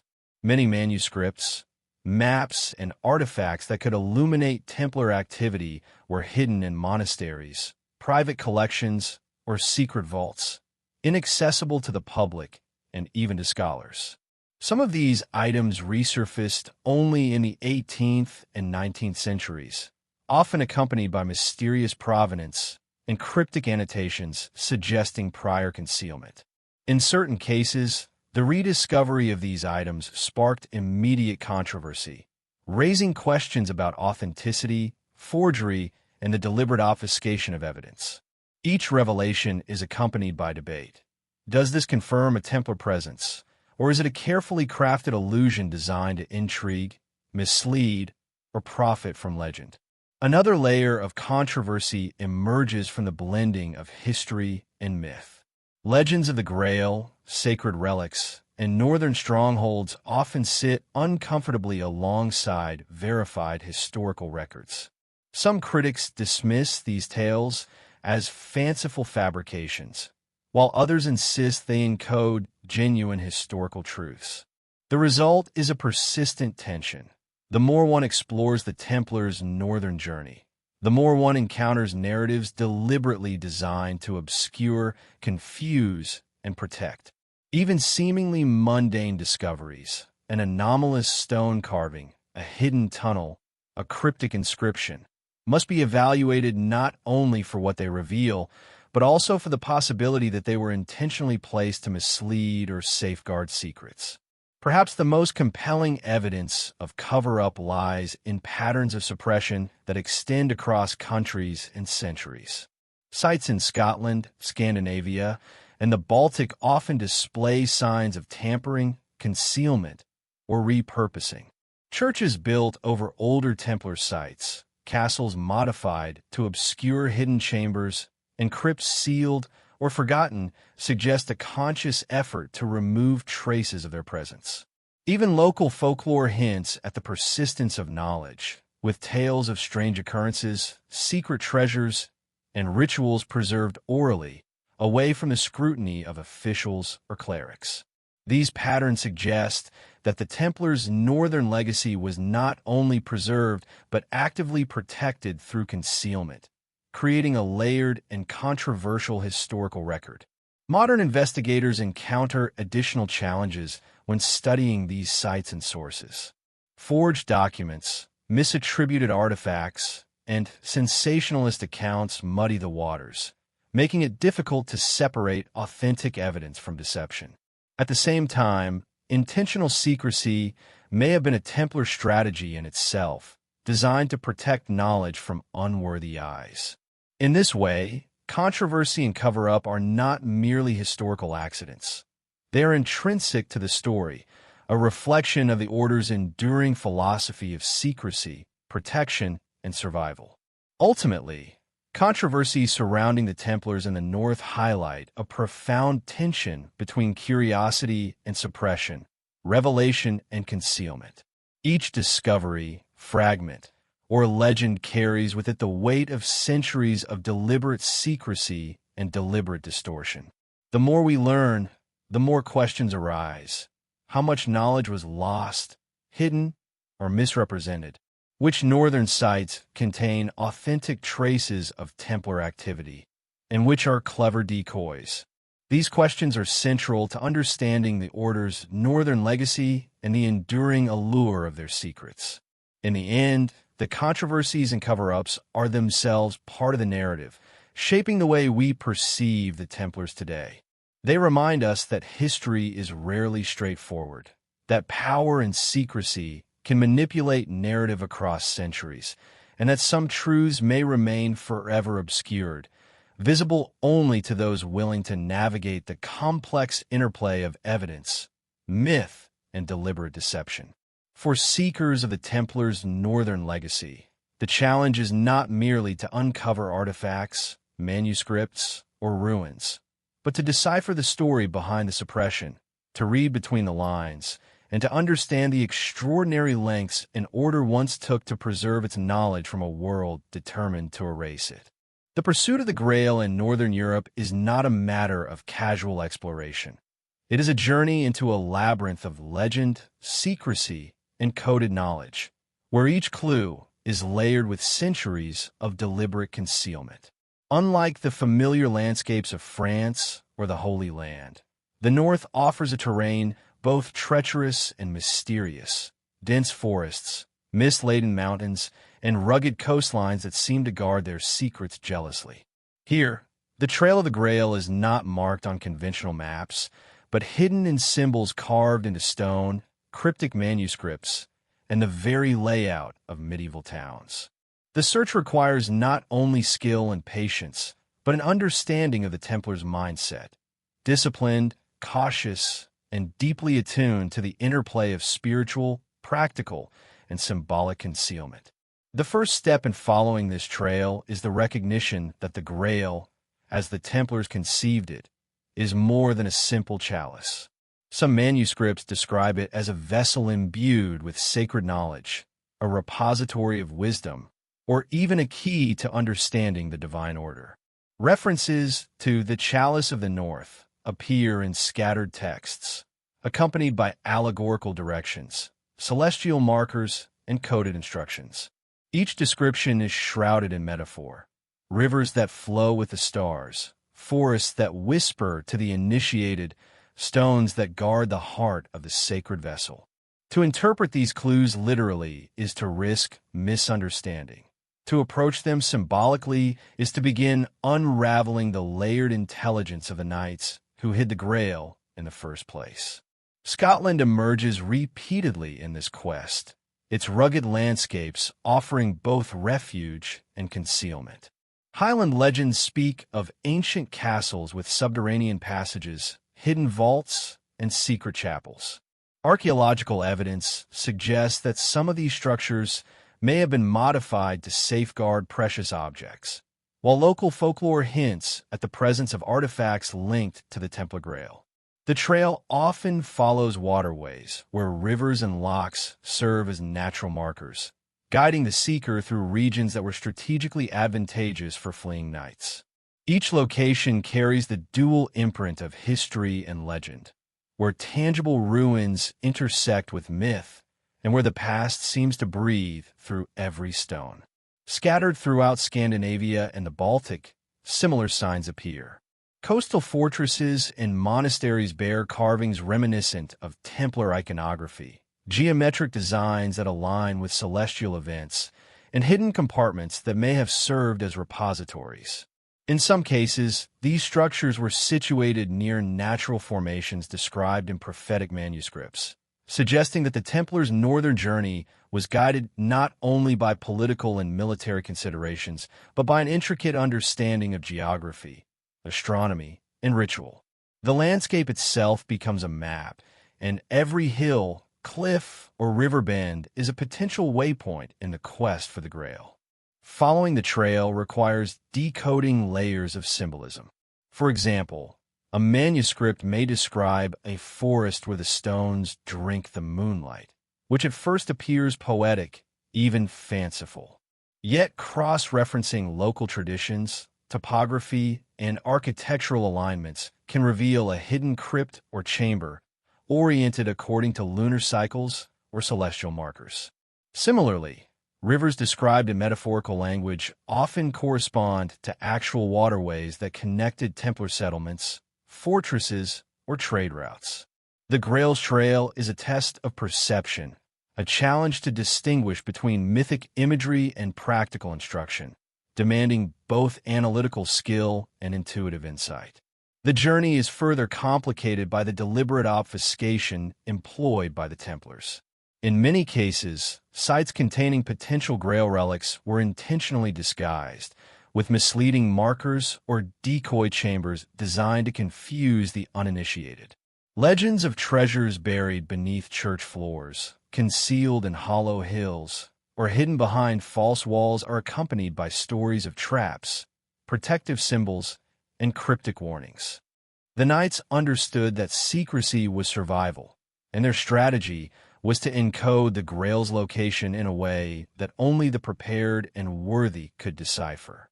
To follow the trail, one must learn to read the language of concealment itself, the geometry of stonework, the symbolism of heraldry, and the rhythm of oral and written traditions passed through generations. Historical records provide occasional corroboration. Chronicles recount Templar knights fleeing persecution, carrying sacred objects through the north, and leaving behind markers intended for trusted allies. Merchants' ledgers, monastic accounts, and travel records offer indirect evidence of movement, revealing routes that correspond to modern discoveries of hidden chambers and cryptic symbols. While the surviving documentation is fragmentary, it complements archaeological and folkloric evidence, allowing researchers to reconstruct plausible paths taken by the Order as they safeguarded the Grail from both kings and inquisitors.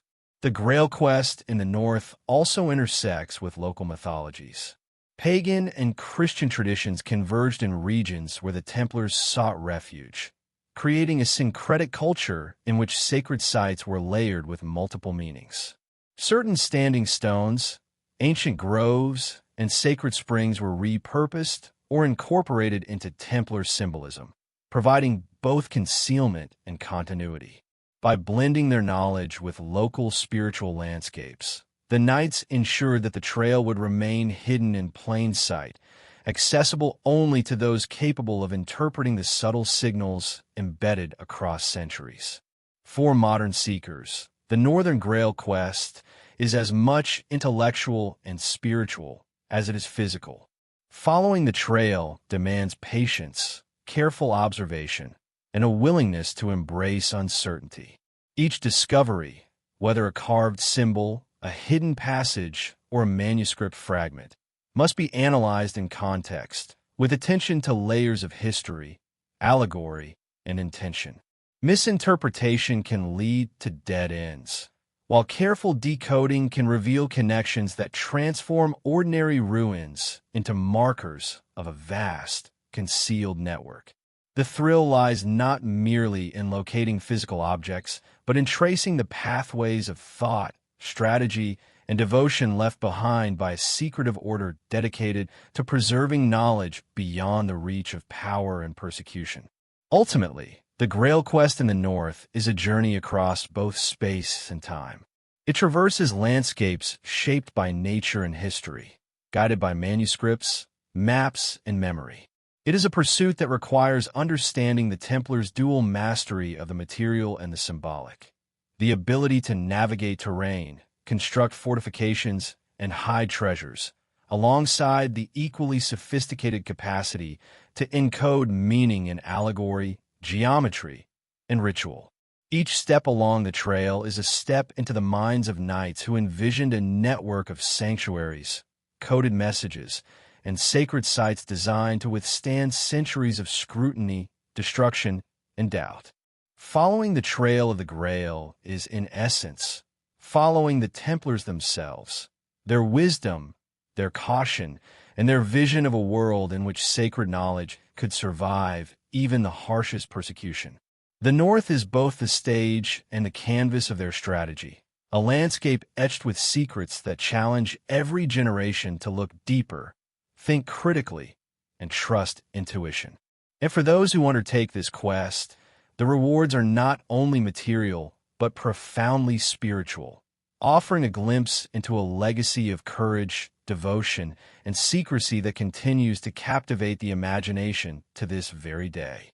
The northern lands, with their remote landscapes and hidden valleys, became more than a refuge for fleeing Templars.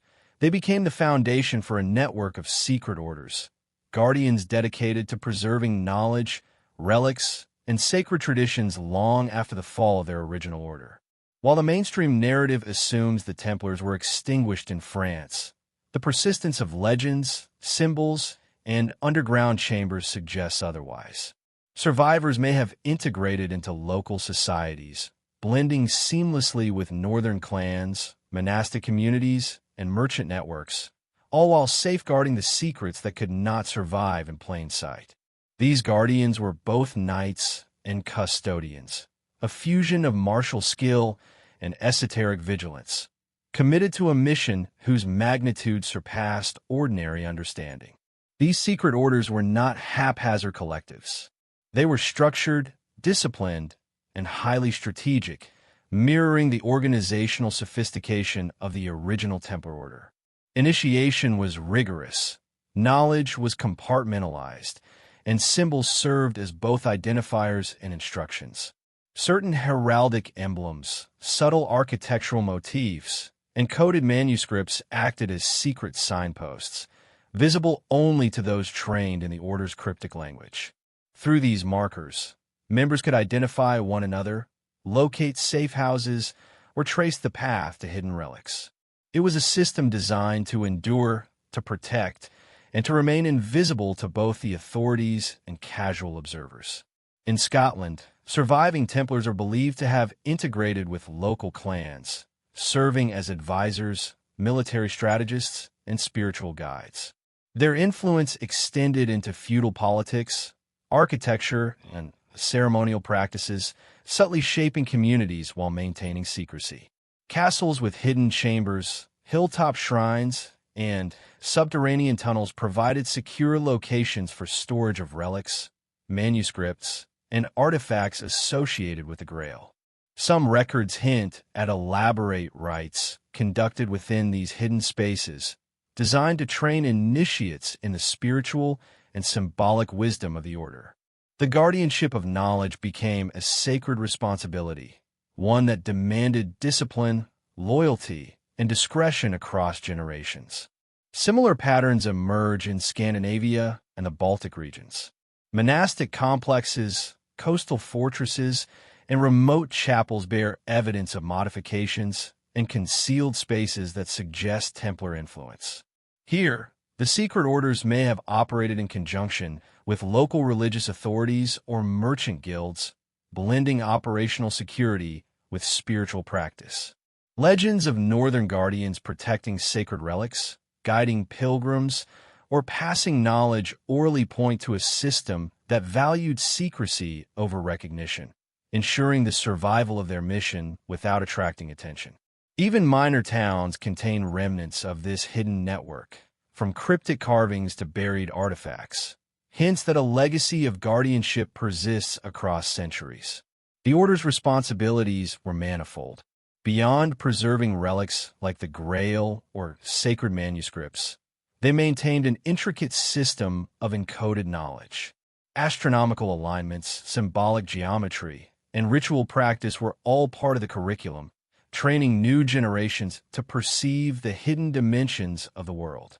Guardians were taught to read the landscape as a map, to decode symbols embedded in architecture and nature, and to navigate the overlapping realms of myth and reality. This holistic approach ensured that knowledge would survive even if physical artifacts were lost, with lessons encoded in practice, symbol, and oral tradition. Yet these orders were not entirely isolated. Evidence suggests they maintained subtle networks of communication across regions, sharing information, resources, and guidance while remaining invisible to outsiders. Manuscripts, letters, and coded symbols acted as nodes in a complex web, allowing Northern Templars to maintain cohesion despite dispersion. The secrecy of their networks ensured that even political upheaval or persecution could not easily sever the chain of knowledge. In this way, the Northern Guardians were both independent and interconnected, a delicate balance of autonomy and collective mission. The role of these secret orders extended beyond the material. They were custodians of spiritual wisdom, ensuring that sacred traditions, rituals, and ethical principles were preserved alongside physical relics. The Grail, in their conception, was not merely an object, but a symbol of enlightenment, a repository of divine knowledge meant to guide humanity toward balance and understanding. Guardianship required a deep spiritual commitment, demanding that each member live in accordance with the values and teachings they protected. The survival of the Templar ethos depended as much on moral integrity and ritual practice as it did on secrecy and physical protection. Some historians argue that these secret orders may have influenced local political and religious structures, acting behind the scenes to preserve autonomy, support reform, or subtly guide rulers sympathetic to their mission. Their impact was rarely overt, but often strategic, using influence, knowledge, and networks to shape outcomes in favor of preservation over confrontation. Whether in advising rulers, influencing trade networks, or guiding spiritual communities, the Northern Guardians ensured that the Templar mission endured, even in exile. The combination of martial skill, esoteric knowledge, and spiritual guardianship created an extraordinary culture of secrecy. Each member was simultaneously a warrior, a scholar, and a mystic, capable of navigating both worldly danger and the complex symbolic landscape of their sacred mission. Their legacy survives in cryptic symbols, hidden chambers, and enduring traditions scattered across the North. For modern seekers, these traces are both a challenge and an invitation, offering the possibility of understanding an order that mastered survival not through dominance, but through wisdom, discretion, and foresight. Ultimately, the secret orders of the North represent the Templars' most enduring achievement. While kings, inquisitors, and historians sought to erase them from memory, their guardianship ensured that knowledge, relics, and sacred teachings continued to survive. Each hidden chamber, each cryptic manuscript, each carved emblem is a testament to the extraordinary lengths taken to preserve a legacy that was both spiritual and practical. The Northern Guardians remind us that history is never as straightforward as it appears. Truth can be layered, concealed, and encoded, waiting for those capable of seeing beyond the surface.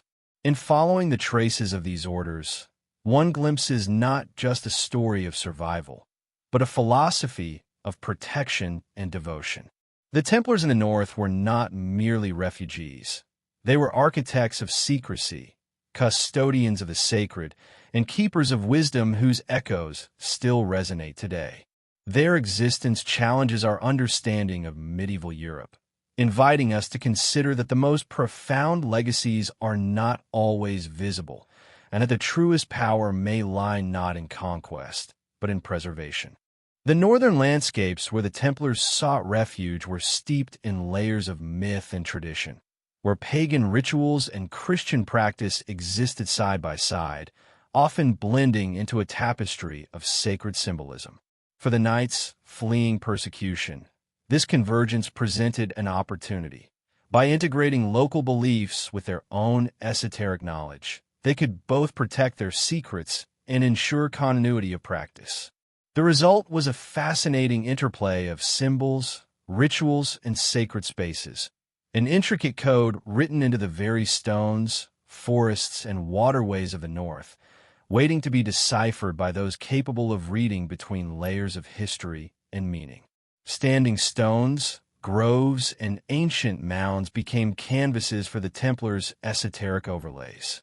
In many cases, sites long associated with pagan worship were subtly reinterpreted through Christian symbolism, creating dual-purpose sacred spaces. A stone circle, for instance, might be aligned with solstice sunrises, while also featuring crosses, geometric carvings, or hidden chambers accessible only to those familiar with Templar codes.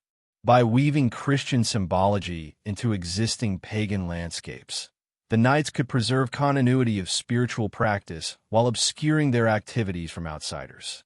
The landscape itself became a coded message, a hidden archive of knowledge embedded in geography. Churches and monasteries across Northern Europe reflect a similar synthesis. Carvings, reliefs, and stained glass sometimes incorporate abstract geometric patterns or animal motifs associated with northern pagan traditions. Lions, serpents, and stylized tree symbols, layered alongside crosses and Christian iconography, create a visual language that blends myth with doctrine. These symbols were not merely decorative. They encoded guidance, warnings, and markers for those initiated into the Knights' secret knowledge. Alignments with celestial events, solstices, equinoxes, lunar cycles, further enhance their meaning, embedding cosmic order in a sacred architecture. Every detail, from the curvature of a roofline to the placement of a column, was deliberate, ensuring that the Templars' wisdom could endure in plain sight. Ritual practices, too, appear to reflect this synthesis. Certain ceremonies described in manuscripts hint at rites conducted at key times of the year, often at locations where pagan and Christian significance overlapped. Sacred groves, springs, or mountaintops may have been used for initiation, meditation, or the transmission of knowledge. These rituals likely combined elements of northern spirituality, veneration of natural forces, cyclical festivals, with Christian devotion, creating a hybrid system designed to safeguard secrets, teach esoteric principles, and maintain the ethical and spiritual discipline of the order. The Templars' genius lay in their ability to blend worlds, the visible and the hidden, the temporal and the eternal, pagan and Christian, ensuring the survival of their mission in environments that might otherwise have been hostile. The integration of symbols served a practical purpose as well. By embedding sacred knowledge in multiple layers of meaning, the Knights created a system of protection. Outsiders, scholars, or rival authorities would see only the surface, interpreting symbols through conventional frameworks. Initiates, however, could decode the deeper significance, tracing pathways to hidden chambers, repositories, or sacred relics. This duality of interpretation, a surface narrative for the uninitiated and a hidden code for the learned, exemplifies the Templars' mastery of concealment. It also demonstrates their profound understanding of human perception, that the most effective secrets are those embedded in plain sight, visible yet invisible, waiting for the discerning eye. In addition, northern myths themselves were co-opted to serve the order's purpose. Legends of enchanted forests, sacred wells, and guardian spirits were incorporated into Templar lore, creating a shared cultural framework that reinforced secrecy. Maps and manuscripts referenced these myths, blending metaphor with historical fact, geography with spiritual symbolism. Rivers flowing with silver light, hills guarded by eternal stones, and forests speaking to the worthy are not merely poetic. They function as coded directions, identifying safe routes, hidden strongholds, or ritual sites. By adopting and adapting local mythology, the Templars created a network of cues intelligible only to those trained in the intertwined symbolic systems of their order. This blending of traditions also helped the Knights integrate into local societies. By respecting and adapting pagan practices while maintaining their Christian identity, they could move discreetly, gain allies, and establish sanctuaries without attracting suspicion. Families, monks, and communities may have unwittingly become participants in the preservation of Templar knowledge, hosting relics or maintaining oral traditions without fully comprehending their significance. The symbiosis of pagan and Christian motifs allowed the order to remain invisible while ensuring continuity of ritual and the safeguarding of sacred objects. One striking example lies in northern cathedrals whose floor plans, sculptures, and orientation correspond to both Christian liturgical design and ancient northern cosmology. Lines of sight, altar placements, and crypt entrances often align with solstice or equinox events, blending spiritual significance with functional concealment. These dual-purpose designs provided both a protective measure and a teaching tool. Initiates could learn to read the sacred geometry and the patterns of nature while remaining shielded from scrutiny. Every structure, every placement, and every carving was intentional, a testament to the Templars' sophisticated integration of spiritual, mystical, and practical wisdom. Even small details carry layered meanings. Carvings of animals, mythical beasts, or botanical motifs may appear mundane, yet when cross-referenced with Templar manuscripts, these symbols reveal deeper esoteric messages. A serpent entwined around a column might denote vigilance and wisdom. A stylized tree may represent knowledge passed through generations. By encoding these messages in mundane-seeming forms, the Knights ensured that essential teachings could survive the centuries, protected from inquisitors, thieves, or the untrained eye. Ultimately, the intertwining of pagan and Christian symbols in Northern Europe demonstrates the Templars' mastery of subtlety, strategy, and preservation. They did not simply hide treasures or manuscripts.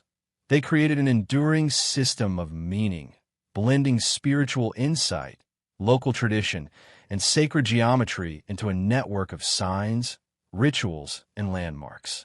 For modern seekers, understanding this interplay is essential to following the Northern Grail Trail, deciphering cryptic manuscripts, or locating hidden sanctuaries. The landscape itself, infused with layered symbolism, becomes a living document of the Templars' ingenuity, patience, and devotion. The lessons of this synthesis extend beyond mere historical curiosity. They remind us that knowledge can be protected, transmitted, and preserved through ingenuity and cultural sensitivity. The Templars' Northern legacy teaches that survival is as much about adaptation and understanding as it is about defense and secrecy. By intertwining the mystical traditions of the North with their own spiritual framework, the Knights ensured that their wisdom would persist, hidden in plain sight, and that the quest for the Grail would remain a journey of both discovery and discernment, inviting those willing to see the world through their coded eyes. The Northern Grail is not merely a chalice of legend. It is a repository of sacred knowledge, hidden for centuries by fleeing Templars across the remote landscapes of Northern Europe. Rivers, forests, and mountains became guides, while cryptic manuscripts, carved symbols, and hidden chambers acted as a secret map, visible only to those trained to read their code. The Knights understood that true preservation required both concealment and layered instruction, blending geography, astronomy, and ritual into a network of protection. Castles, Crypts and monastic ruins reveal their secrets through subtle alignments with solstices, equinoxes, and celestial markers. Standing stones and ancient groves were repurposed as hidden sanctuaries, where sacred objects could be safeguarded and initiates trained in esoteric wisdom. The Grail, in Templar philosophy, was both material and spiritual, a vessel of insight, a key to knowledge, and a symbol of divine order. Its concealment was intentional, designed to protect its power and ensure that only the worthy could access its lessons. Oral traditions, local legends, and architectural clues across Scotland, Scandinavia, and the Baltic trace the careful steps of these guardians. They reveal a system of secrecy and devotion, a balance of martial skill, spiritual insight, and intellectual rigor.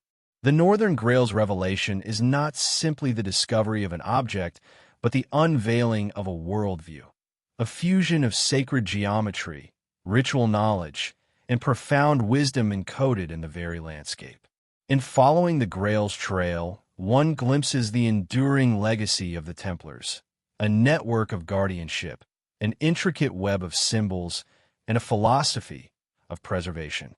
The North itself becomes a living archive, where myth, history, and secrecy converge, inviting seekers to witness, interpret, and carry forward the lessons of an order that mastered the art of safeguarding humanity's most profound mysteries.